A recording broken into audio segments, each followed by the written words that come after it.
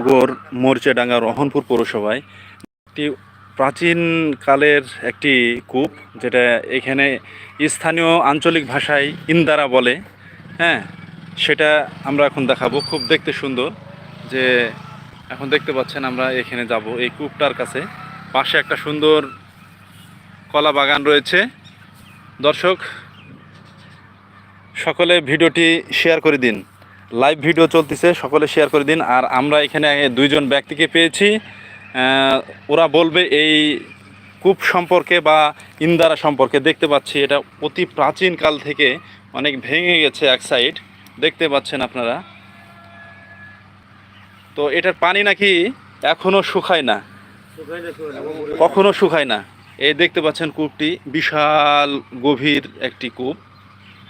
দর্শক যুক্ত হন, যারা যারা দেখছেন সকলকে অভিনন্দন। দর্শক ভিডিওটি জুড়ে সাথে থাকুন, লাইভ ভিডিওটি শেয়ার করে দিন। দেখুন এই যে কত সুন্দর একটি কূপ, পাশে হলো কলা ক্ষেত। ধন্যবাদ, একজন যুক্ত হয়েছেন, ধন্যবাদ আপনাকে।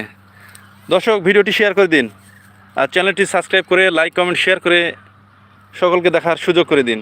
পাশে অনেক গাছগুছালি রয়েছে, মাঠ। এটা দেখছি অতি প্রাচীন কালের একটি কূপ।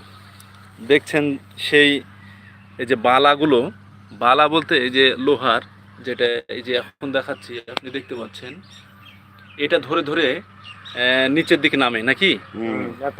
এই যে পানি, এটার পানি শুকায় না অনেক আগে থেকে।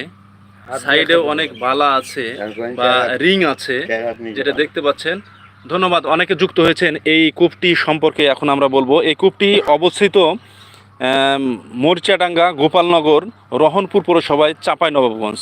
দর্শক ভিডিওটি যারা দেখছেন কাইন্ডলি একটু ভিডিওটি শেয়ার করে দিন। তার আগে বলি, দর্শক যারা যুক্ত হয়েছেন তারা চ্যানেলটি সাবস্ক্রাইব করে পাশে থাকা বেল বাটনটি অন করে দিন, যা নতুন নতুন ভিডিও আপলোড করার সাথে সাথে যেন আপনার মোবাইলে নোটিফিকেশান চলে যায়, যার জন্য বেল বাটনটি অন করে দেবেন এবং অল মার্ক করে রাখবেন। দর্শক আমরা এখানে স্থানীয় দুইজন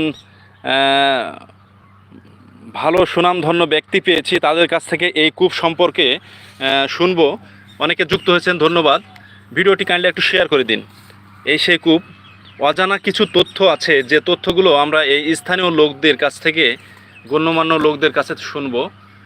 তো চলুন, কাইন্ডলি আপনি একটু ওইপার যান। আসসালামু আলাইকুম। কাইন্ডলি আপনার নামটা বলেন। আব্দুল সাত্তার। আব্দুল সাত্তার, বাড়ি কোথায়? ও, এখানে বাড়ি ছিল। তো আপনার বয়স কত? 60-65। দর্শক অনেকে যুক্ত হয়েছেন, কাইন্ডলি ভিডিওটি শেয়ার করে দিন আর লাইক কমেন্ট শেয়ার করে পাশে থাকুন। আচ্ছা, আমরা শুনবো তাহলে অজানা কিছু তথ্য এই কূপ সম্পর্কে।